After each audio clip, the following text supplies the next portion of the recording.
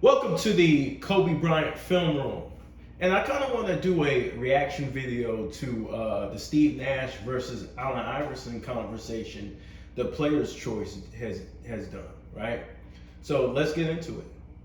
Hoops that I know person who's played at like the college level or some semi-pro level, they always tend to lean towards Allen Iverson. So everyone who doesn't, and who I think is knowledgeable, say myself, Mars, Damo, Mustard, I think we all lean to Steve Nash as a better basketball player. Oh, you know, okay, no, Domo plays, but Domo has the AI. I do think it is that thing where people who play, they've always leaned toward Allen Iverson, while people who haven't. It's not even about playing the game. If you were alive back then and you witnessed basketball, you would go with AI. AI was the better player, period. We tend to lean towards Steve Nash. I do think interesting why. Like, what's the disconnect? The disconnect is there's levels to players. Even though Steve Nash won MVPs, more MVPs than Allen Iverson, Allen Iverson was considered the best player. Actually, back in the day, there was a conversation between who was the best little man between Isaiah Thomas and Allen Iverson. I think Iverson is just more emotionally attached. Because I get that. And that's dismissive and a little bit disrespectful, right? This is the same argument they use with Kobe because Kobe passed away. They say, oh, the only reason why you guys are putting Kobe in this conversation is because he's dead.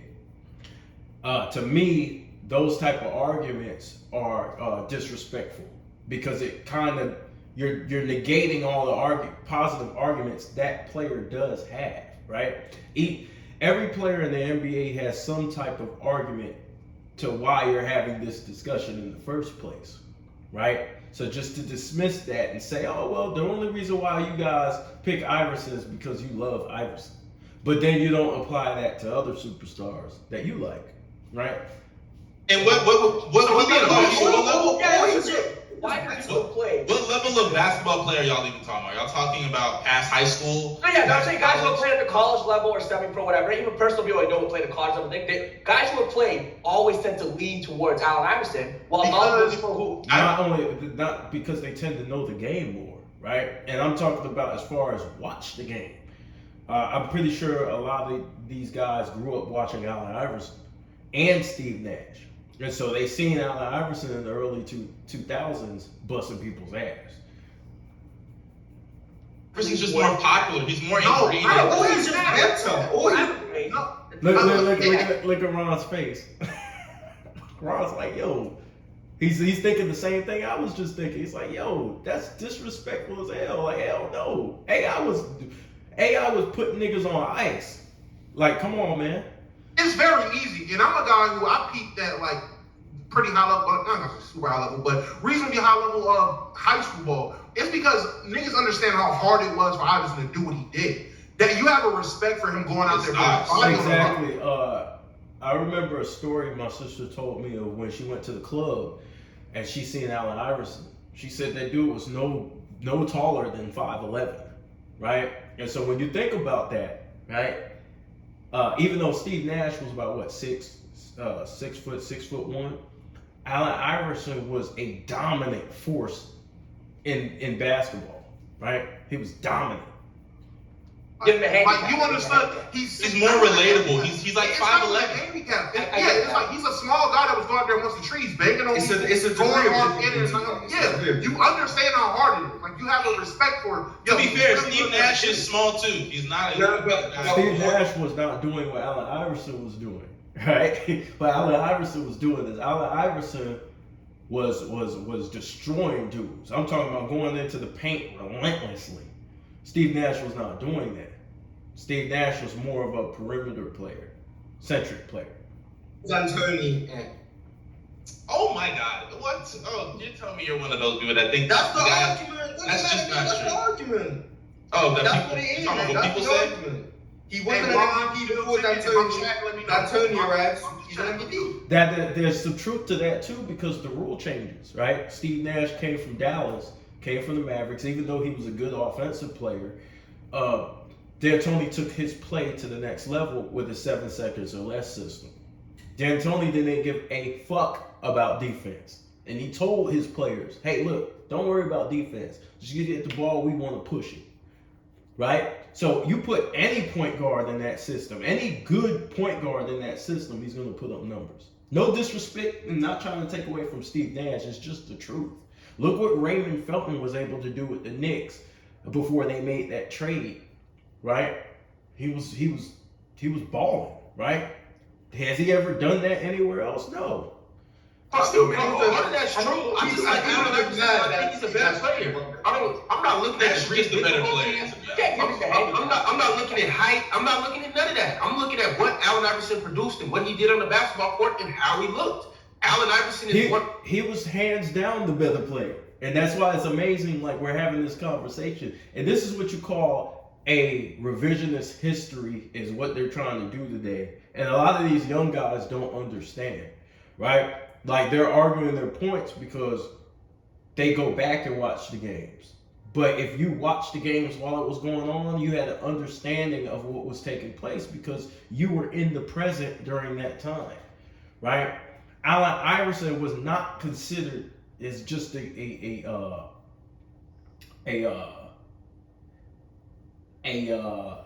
should you say it? He wasn't just considered a inefficient shot jacker. Right? Some people did, don't get me wrong, but it wasn't the overall sentiment of people in the basketball world. People in the basketball world were looking at that guy like, yo, this dude is dangerous. Like, he's the real deal. He's one of the greatest little men to ever play the game. So that's the comparisons, was Iverson and Isaiah Thomas back in the day. Those were the two comparisons. Not no damn Steve Nash. And shout out to Steve Nash. Steve Nash was great. Steve Nash was great. You hear it all the time. Pound for pound, one of the best scorers of all time. Period. You know, like it's things like that. And I kind of wanted to cover this conversation as well because playmaking versus scoring, or assists versus points, right? Assists are, to me, is a secondary skill in basketball, right? The first skill is points, right? And when you scoring and defense are the two most important aspects of basketball. I'm not saying that assists don't matter. That's not what I'm saying. I'm saying, as far as a point guard, a playmaking point guard, right, whose primary goal is to get everybody involved, they need more around them to be effective. They need more. They need a top scorer on their team in order to go far, right? They need defenders, multiple defenders around them. They need superstars to help get them to the championship so they can win. If you look at the top scorers of all time, and I'm talking about like guys who win scoring titles or even in that conversation to win a scoring title, right? Those guys go to the championship and more than likely they win it. Why? Because their offense creates so much havoc that all you need is to put adequate players around them and defenders around them and they win the championship, right? Look at Michael Jordan. Michael Jordan needs less help, right? Look, Michael Jordan needs less help than the other superstars because of his scoring ability. He causes so much stress on the defense. And this is the reason why Michael and Kobe 1 and 2. Michael caused so much stress on the defense that he gets his teammates wide open shots. It's like gravity. It's like what they say goes on with Steph Curry. Steph Curry is able to have that ability to where Steph Curry can create for his teammates. Is he the passer as Magic Johnson is? No. But he's able to do a little bit more with less, so to speak, because Curry, his scoring is such a threat, it's leaving people wide open on the court, right? As great as Magic is, Magic needed a bunch of other scorers on his team in order to be very successful. We just seen Curry didn't really need that much scoring. He got scoring from other guys, but he didn't need as much as a playmaking guard because of his ability to score. right? You got to put the ball in the basket. We're making this shit way more complicated than it got to be. The reason why you pass to somebody is so that they can put the fucking ball in the basket. If you're passing to somebody who can't shoot, you're reliant as a playmaker to those people, to the talent around you. If they can't shoot, you're not going anywhere. If your primary skill is playmaking. The difference between Allen Iverson and Steve Nash, as far as scoring, is close to 15 points a game. You know what I'm saying? I guess it's 10 plus points a game more. That's a big difference, y'all. Like day one of the finals. Things like that. The game is not just about scoring, but I feel the game is mostly about scoring, bro. It's mostly about scoring, bro. You pass so somebody can score. If you can score yourself, you don't need to pass as much. Or you create opportunities for other players because you have 2 or 3 people around you. You're that much of a threat. You may not be the passer that a Magic Johnson is or a LeBron James is, but you're such a deadly threat. People are wide open, which makes you effective in the same type of way. It's just different. It's just a different look.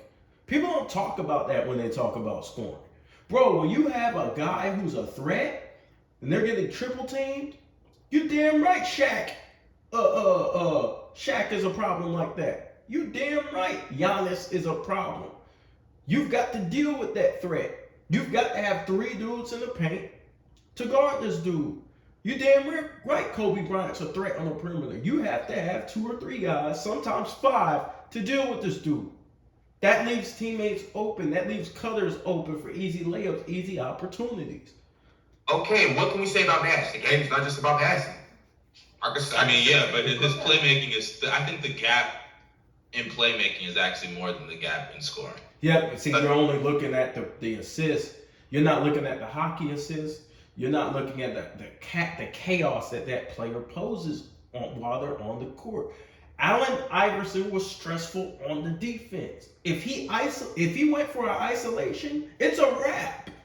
You could throw all the field goal percentage numbers away. You're not guarding Iverson one-on-one. The dude that led the league in scoring 4 times. 4 times. Yeah, on like 1,000 shots. Congratulations. I mean, Hey, You see, he says congratulations like everybody's done that. You ask yourself how many people have actually done what LeBron just said, and he just dismisses the shit. And so I know this one thing with this guy not DJ Mustard, Young Mustard, right? I think that's his name. Is that he sometimes he's a little dismissive of what people accomplish. He's like, oh well, so what? He chucked a whole bunch of shots, which is partially true, but within the offense, who the fuck else was gonna score on that 76ers team? Y'all let me know who the fuck besides AI was gonna score on that team. You only needed AI to get to the finals, y'all. With as far as scoring, yeah, you needed great defenders around him. And that was their team. That's how their team was constructed. They lost to the Lakers. They lost to Kobe and Shaq, y'all. Think about that shit. You make as many as you make, man. It doesn't matter how many you make. when you take 1,000 shots, I expect you to get to at least 30 points. And what offense? Once again, Demar's purpose. And back then, 30 points didn't grow on trees, bro. It didn't. Not like today. It was harder to get 30 points back then. It was harder to do it for multiple seasons like AI did. 27 to 30 points. They didn't grow on trees, bro. There was actually defense back then, which is why Allen Iverson's field goal percentage was low, because there was better defense and the pace was slower. Right? And he was also 5'11", like you said, sir. He trolling when he said it, but No, I wasn't What trying to offense? say that's the argument against me. what offense was Steve Nash in? See, told you. You talking about the 7 seconds or less offense? Yes. But he was also. And see, he don't want to deal with that shit. LeBron made a good point. What offense was Steve Nash in? If you're counting Allen Iverson's shots, then you got to be counting Steve Nash's passes, because he got the ball and pushed that shit up the court. as fast as they could without playing defense. That's the same thing, bro. It's just he's doing it with assists, and Iverson was doing it with shooting. It's the same damn thing. But see, they are being told that assists is such this great thing that it's, well, I like assists more than scoring. Well, you're a fool, bro. The object of the game is to put the ball in the basket, bro. The greatest players of all time, most of them are scorers, are top level scorers. They're not top passers, bro. Those guys, the top playmakers, are not even really in a lot of people's top 10. For a reason. Most of those guys are scorers, bro, or defenders. Those are the two primary skills it takes to be a great basketball player. Both sides of the ball, scoring and defense. And the elite scorers and the elite defenders, they're in your top 10, sir. I just want you to think about this. For the most part, Scoring, I want to say this. Scoring is a lot less rare. A great scorer is rarer than a great passer. A great scorer is a better commodity than a great passer. Because they lead to winning chips 90% of the time. Probably higher than that, probably like 97% of the time. Because even if you have a great passer, you have to put scorers around that great passer. Multiple scorers. to 7 seconds or less, right? I'm a point guard. I get an outlet. I take 2 dribbles, kick the ball up the court. That person's able to jack the first shot, whether they're open, whether it's a good look, bad look, whether they're fading away, out of bounds. They still get to shoot the shot, and these are fairly good 3-point shooters too. And fairly good. He's giving. Look, Roger Bell was shooting like 40% from the field, from 3. You had Amari, who was a monster. You had Sean Marion, who could shoot the 3, penetrate. And he was a super athletic. You had guys on that team, Boris Diaw. You had Leandro Barbosa, right? These guys were good basketball players, y'all. So he's not passing to guys who can't score.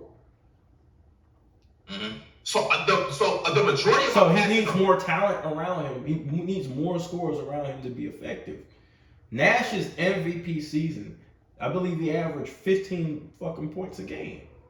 That's not going to win you a championship. I don't give a fuck how many assists you get. You need a top-level scorer on your team, which was Amari Stoudemire. Amari Stoudemire would give you 24 to 25 points a game, right?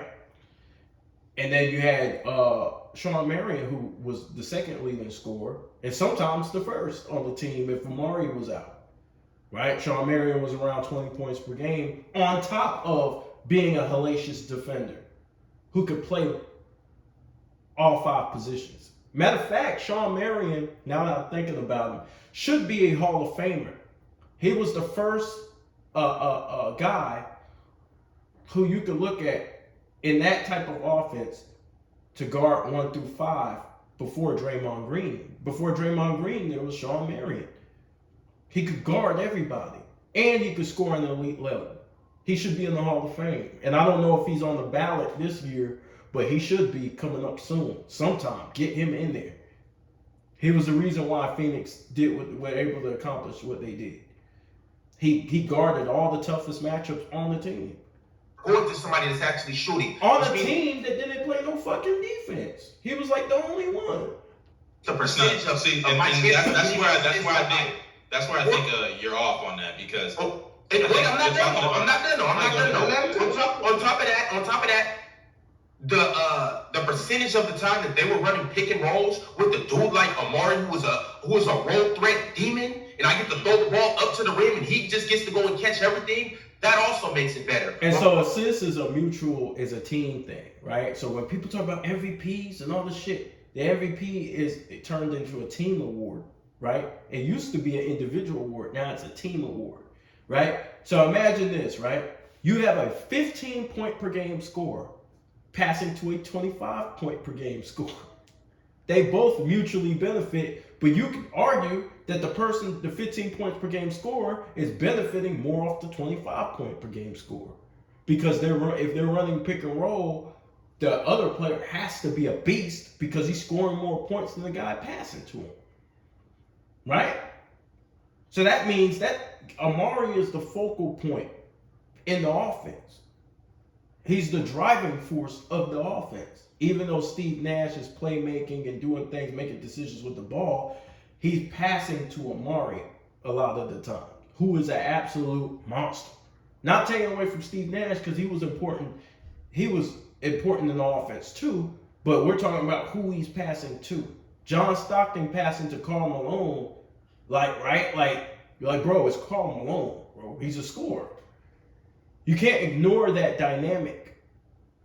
On top of that, I'm running a fast break with Sean Marion, Dunk Champ, Exactly. Dunk Champ, Jason Richardson, other guys that are able to get up the floor. I get to run with these guys. Come on, man. Steve Nash had an offense that was tailor-made dynamic squad to stack up assists all day, every day. Exactly. And once again, I'm not, and this isn't me hating on Steve Nash. This is the same double And standard. what Kobe, going back to that year, 05, 06, think about this, right?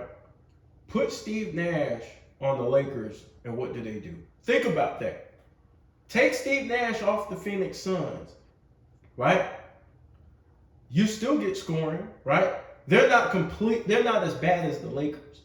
The Lakers need every drop of Kobe scoring in order to even make the playoffs. Right? Right? Kobe was more valuable to the team. Right? But they switched the criteria on him and they turned it into a team accomplishment. Which Steve Nash needed more around him in order to be an MVP than Kobe did. He just did, y'all. He wasn't going to make it as far as he did without those scores. He just wasn't. And you named the second top scorer on the team, Lamar Odom, what he averaged? 15 points? 14 points? Come on. It's not the same as having a 22 to 25 point per game scorer and Amari Stoudemire on your team. And then having another guy who could, Sean Marion, who could put up 20. Come on, man. It's not the same. Scoring is more valuable. I love the fact that he was able to lead that offense competently, but at the same time, that offense was tailor-made for him. Okay, and this is why I say I think His point you're guard vastly centric offense. underrating He had the what ball in his hands the whole damn time. Steve Nash did, and you're And kind it of was overrated predictable. And that's what Sean Marion even said. His offense was predictable. Allen Iverson did, because for Play you on the to team. acknowledge Steve Nash having a certain offense tailor-made for him, and not acknowledge that Allen Iverson was on a team that was bereft of some offensive talent in a lot of his peak seasons. That's true. Which is why he was able to just jack up a bunch of shots all the time. I think that's kind of a double standard. And then secondly, Steve Nash, you're talking about all these players he played with. And you're talking about Mike D'Antoni's 7 seconds or less team offense, which we've seen inflate certain people's assist numbers, which, by the way, I don't think assist numbers are everything when it comes to playmaking. It's just a small part of the argument. Cool. But let's even use that. Why was Mike D'Antoni, what was he doing before Steve Nash? What was those offensive players that you're talking about? What were they doing before Steve Nash? Amari Stoudemire, less efficient. But it's D'Antoni's system, bro. It's not a Steve Nash system. So that's not a good question to ask. Without Because Steve we've Nash. seen other people in D'Antoni's system.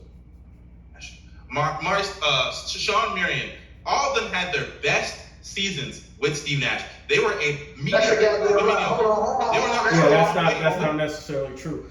First of all, when you have a player who played a lot of his career on one team, you can't just give that credit to the person he played with and say, well, he's responsible. Look at Joseph, he laughing because Ticket kicked open the door, dog. He kicked open the door with the gun waving.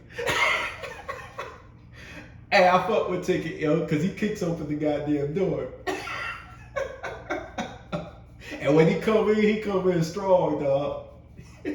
But this is the thing, right? When you're talking about Amari in his second season, he was ready to go, right? So he grew with Steve Nash because Steve Nash came to the team, but he grew with him. It ain't like he was in his 7th year like Pau Gasol was, and then he became a better player. You know what I'm saying? He was a beast growing with Steve Nash.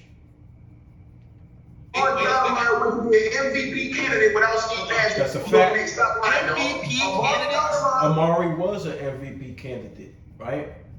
He was an MVP candidate, and it's a fact in 2011, right? They were doing really well. The Knicks were doing really, really well in the beginning of the year. And I think they slowed down a bit, but they were doing really well. But the MVP without Steve Nash. He was averaging about 25 a game. And I want y'all to think about this, right? Name all the power forwards in the league and how many were MVP candidates. Not many. Not many. You probably can name like what, 4? Right? Not many. So Steve Nash had a guy who went on to average 25 a game, bro. That's a lot. That's a lot of points, bro. We can't dismiss that. Until 11, when he was with the Knicks, they was in competition. That's right. I was an MVP candidate in 2011. Yes. That's right. You gotta know your history, sir. You gotta know your history. Now you probably look at the sheet of paper and it shows different, but during that time he was. Finishing the race. Tell me what he finished the race. He was an MVP candidate. He went to the I don't even like pulling up the computer, but let's look at And see what he's gonna do is he's gonna go on the computer because he didn't live during that time. And so when you rely on the computer, it's just like DeMar DeRozan being an MVP a couple of years back, an MVP candidate. He was.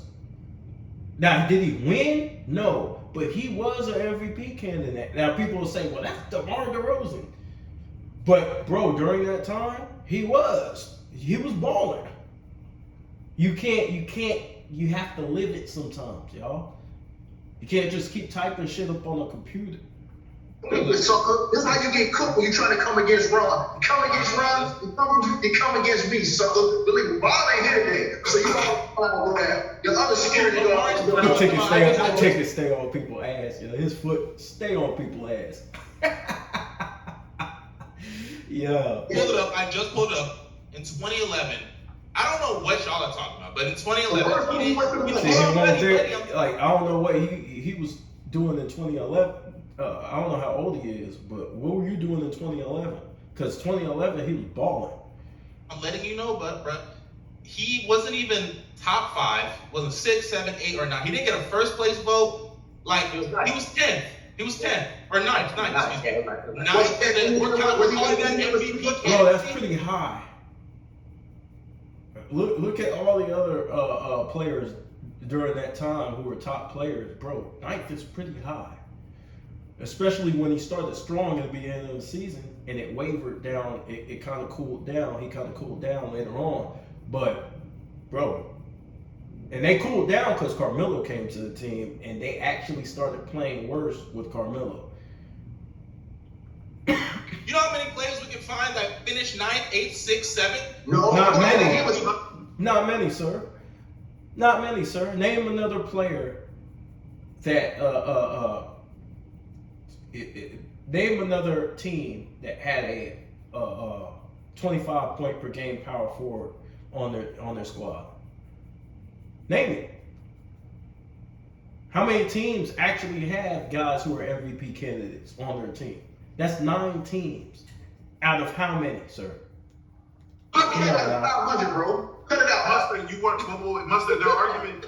You weren't really listening. You just heard MVP candidate. Listen. They said in the early part of the season he was a strong candidate, but didn't he get hurt that year? That was he got Amari played most of the year that year. He wasn't hurt till the next year, y'all. The first part of the season he was a candidate, yeah.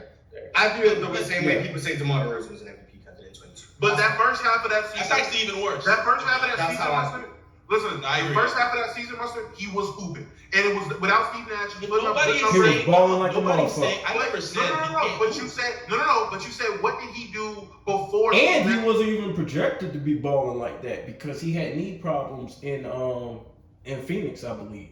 That the last couple of years, right? So he wasn't even projected to really be balling like that. He was projected to go downhill because of his injuries.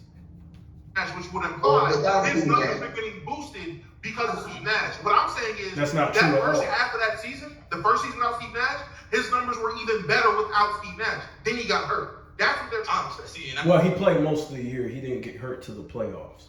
I think he's thinking about the next year, y'all.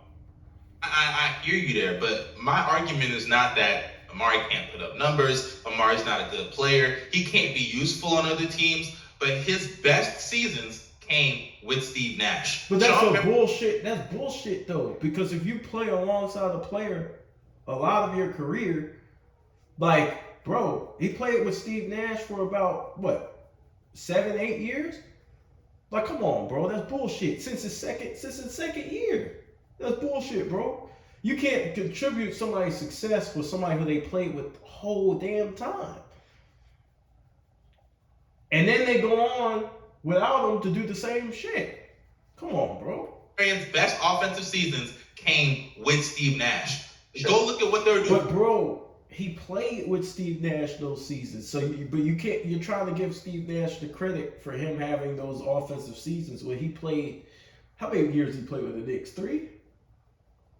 Then he played like 3 years with the Knicks. And played damn 8 years with the Suns. Of course, his best years came with Steve Nash. That's a ridiculous argument. My best season was with the Knicks. It wasn't with Steve Nash. No. His best.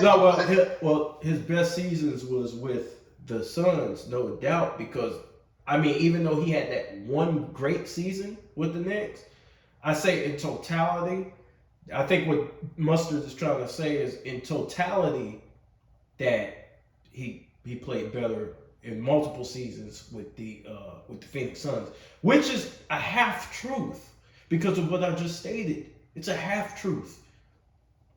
That first year with the Knicks, it was. That season was better than all of those with the Knicks. What are you talking about? It was not. It was not a Wait, bad season. It was, but Ticket's got a point too because it was his best season, right? He averaged 25 a game, bro. He was in MVP considerations.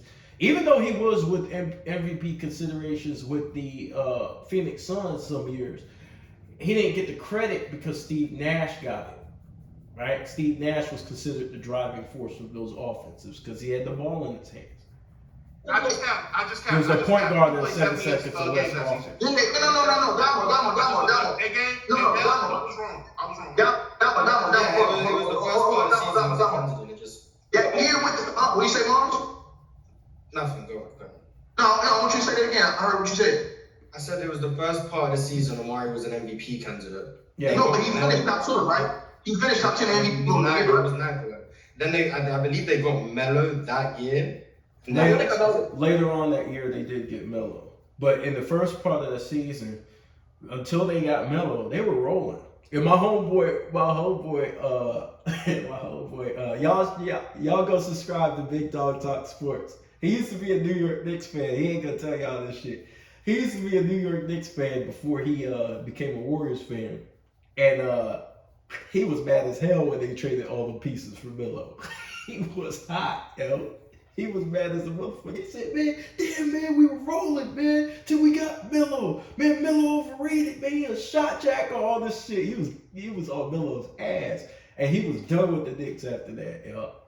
So we remember having these conversations during that time, right? Because as a Lakers fan, I was happy as hell to get Ramon Sessions. And I was bragging about that shit. Yeah, Ramon Sessions, we finally got a point guard. And then he was excited about the Knicks, and then they made that trade that fucked everything up. But Amari was rolling that year. But this is the historical context that we're talking about that a lot of guys today don't have because they weren't watching basketball, or either they were too young to understand what they were, like the historical context of what they were watching, right? And this is why sometimes you have to go back when you're gonna watch these highlights and go back and watch these games. You have to read articles. You have to go back and try and put yourself during that time to get everything correct. And it's hard to do that if you weren't there because you're trying to make up for history. Next year. I thought they got It's Melo. Oh, that's good, Mars. Next week, you got hurt. They got Melo Yeah. next week. But hey, Mars. But my point to him is this: he basically was saying that this dude wasn't doing much without Steve I Nash. think Melo I'm telling came in you, know what I that said. season, but he came later on that season. Correct me Yeah, if I'm hold wrong. on. Yes, you did. Correct me if I'm Hold on. wrong, That's why. Hold on. I said his best seasons Hold on. came with Steve I'm Nash. about to cook you real good because I ain't just going to him. Not only him, Joe Johnson played better without Steve Nash. So cut the shit when he went down there to Atlanta. So don't that now let me really fry your ass. Joe Johnson took his game. I never even brought up Joe Johnson, by the way. I never even brought one. I never brought up Joe Johnson. Two, I'm breaking him up. Joe Johnson left after like 06, 05, one of those years. He didn't play with Steve Nash that long. And if you actually look at Joe Johnson's career right before he got Steve Nash, immediately as soon as Steve Nash got there, he was a much better player. He was actually an efficient offensive player, not a good offensive player before he got Steve Nash. Mustard, it's understandable who Steve. I think you're giving Steve Nash a little bit too much credit for Joe Johnson's development. Nash is in that he makes the people around him better. Nobody's discrediting Steve Nash for that. All of these guys were more than likely better with Steve Nash because Steve Nash is a hell of a playmaker. He's a hell of a point guard. I don't know if Steve Nash made them better. I don't know. I know he passed them the ball when they were open, right? I guess if you consider that making somebody better, but I don't know if he made Amari better. You know what I'm saying? Amari was going to do what Amari was going to do regardless if Steve Nash was there or not. He was just that great of a player, right? He was athletic freak. He had a mid-range. He could get to the basket. Amari was strong, right? So, I mean, Steve Nash got him open opportunities, and he did create some shots for him. I agree. But I don't know if he made them better. The best point guards ever. And I also think, Ron, I think his scoring, and that's where I get to the scoring part of Steve Nash. And I'm gonna get to the passing part of Allen Iverson too. Steve Nash could score, but comparing Steve Nash scoring to Allen Iverson scoring is ridiculous, right? Steve Nash was 50, 40, 90. He was an efficient shooter, right? He was he was a deadly three-point shooter. He was deadly in the mid-range. And he was deadly in the pick and roll. That's all facts. But he only gave you 15 to 18 points a game, depending on the year. So Steve Nash at his best probably gave you about 18 a game. 18, 19 a game. Right? You can't compare that to a 27 to 30 point per game scorer, bro. He wasn't relied on to do that. It's different, bro. It's different. There's a difference between a guy who can take over the game. A 30 point per game scorer can take over the game in ways a 19 point per game scorer can't. Good playmaker. He's a solid playmaker. I have no problem with you gassing his playmaker, but it's not comparable. His playmaking is nowhere near Steve Nash's. That's correct. Playmaker, it's not comparable. The scoring gap between Iverson and Steve Nash, I actually think Steve Nash is not a better scorer. I think Iverson's a better scorer. Okay. Because just the volume, at the end of the day, the volume and the raw totals of Allen Iverson, I have to value that to some degree over what Steve Nash did. Because Steve Nash, he'll even tell you himself he should have been more aggressive. He was not as aggressive as he should have been in a lot of Even if he was more aggressive, he's still not a 30 point per game scorer. I don't care if you injected Steve Nash with steroids, injected him with some aggressive serum or whatever the case, some Kobe juice or Michael Jordan juice. He was not going to give you he won't no 30 point per game score. He wasn't AI. He didn't have the same attitude on the court. His disposition wasn't to just go out and just stack up on a bunch of points. And he wasn't as relentless as those guys were. He just didn't have the mentality to score. Games, moments, series throughout his career. But the efficiency of Steve Nash's game, and go look at some of these playoffs Steve Nash had. Steve Nash could score all through, maybe at the rim. With all this efficiency, all these great players he played with, he didn't make it to the NBA Finals, sir. Not once. So all this efficiency argument is trash, bro. Stop bringing up efficiency. Right? Stop bringing up efficiency when you're playing. Look, bro. Allen Iverson was doing what he was doing in the early 2000s. Steve Nash didn't start getting really great like that till the rules changed, till they started opening up the game for European players or open up the game for more scoring because of the dead ball era. That's when Steve Nash became more of his numbers went up. He wasn't the best finisher at the rim, but outside of the rim, he was a great scorer everywhere on the court. He was. Great mid-range shooter, Steve Nash great was the three-point shit, shooter, bro. great He was free a throw beast. shooter, He was efficient the man. everywhere. That is He easier was an to AI. play. Y'all gotta think about this. AI was a super athlete.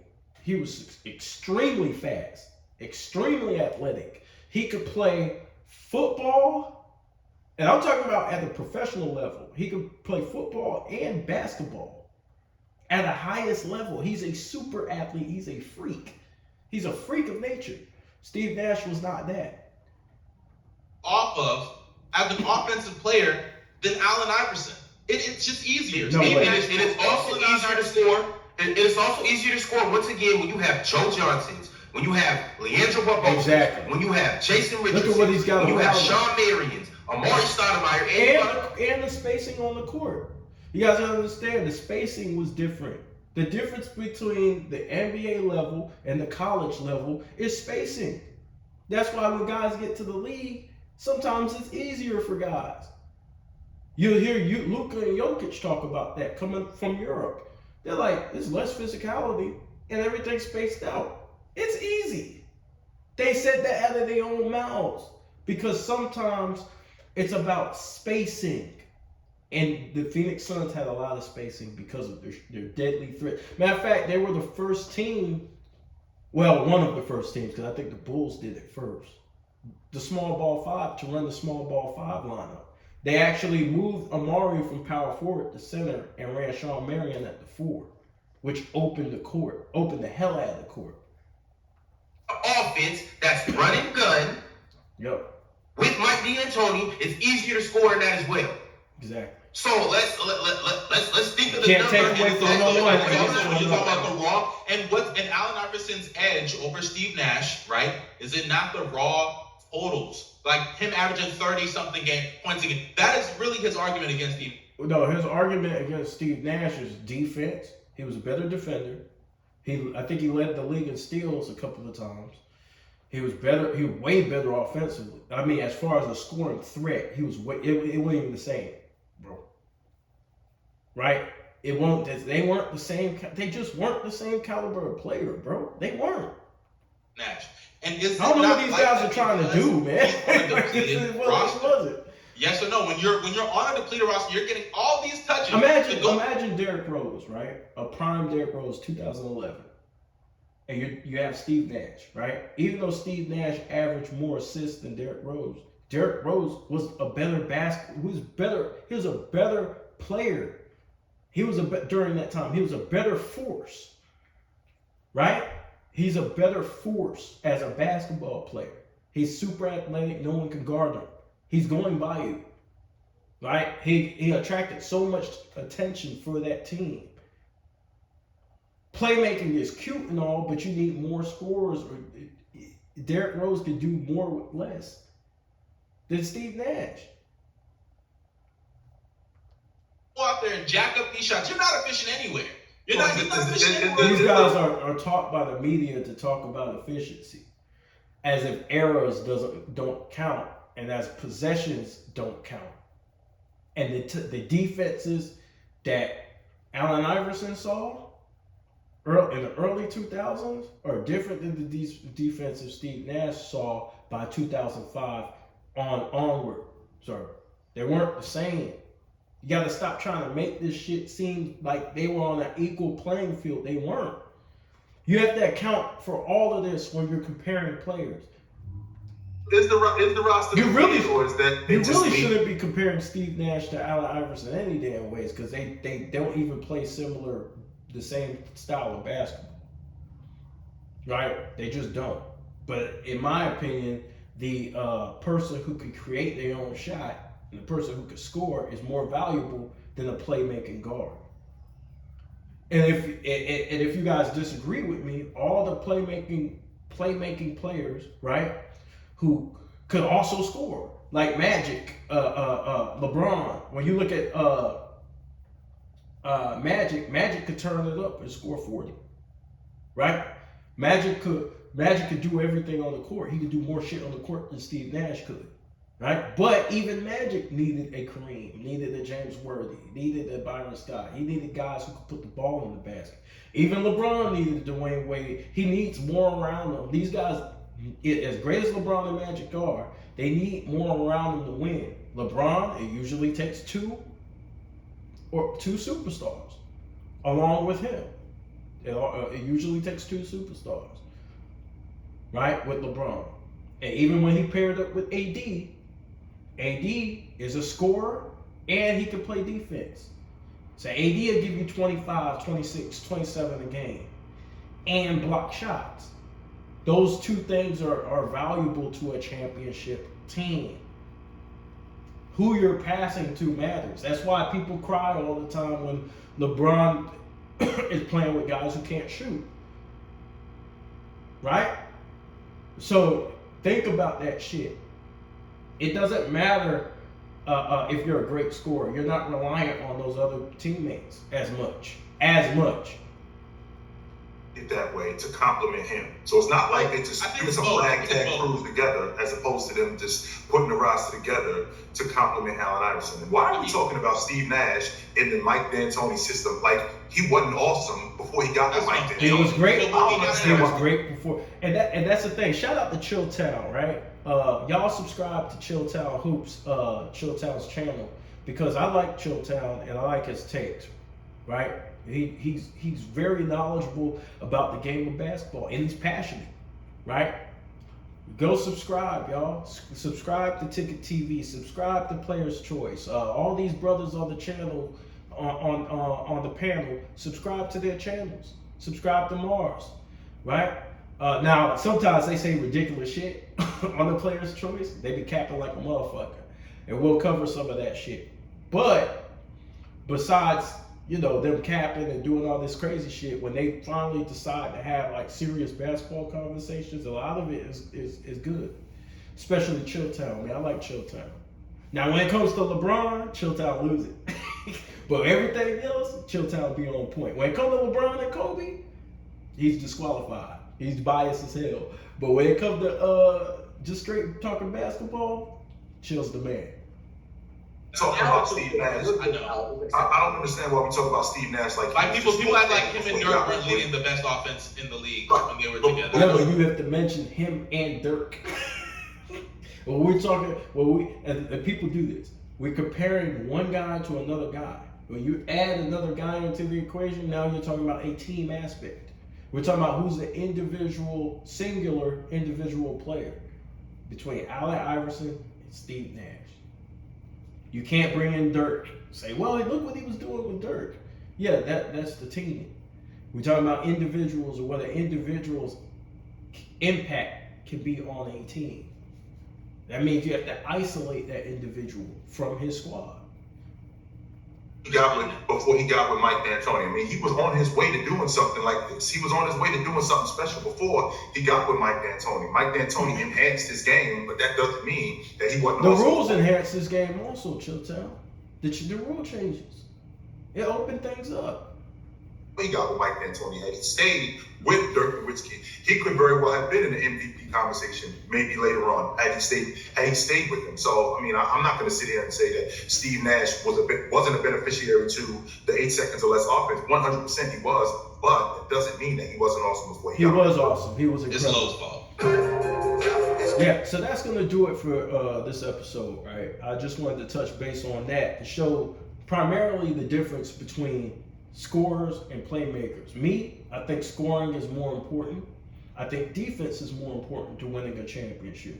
Usually a team with the first team all NBA defender and the top scorer in the league wins the chip. That's usually how it goes. All these guys like Steve Nash, these playmaking guards, history shows that they need elite scoring with them in order to win, right? They need more They need more scores. If they don't have elite scores, they need more scores around them to win. Right? Defense. Right? Defensively, it's not even a discussion with Steve Nash. He tried, but he just couldn't play defense. He just wasn't good at it, you know. But he needed guys to do the dirty work for him, as opposed to having guys who, you look at AI, he just had solid defenders around him, right? And he was primarily responsible for everything else. He had to take on the bulk of everything, scoring-wise, right? So we can't compare that to a guy who has a lot of help scoring. You know? To me, it doesn't make any sense. I'm going with Allen Iverson. Y'all tell me what y'all think in the comment section, and I'll holler.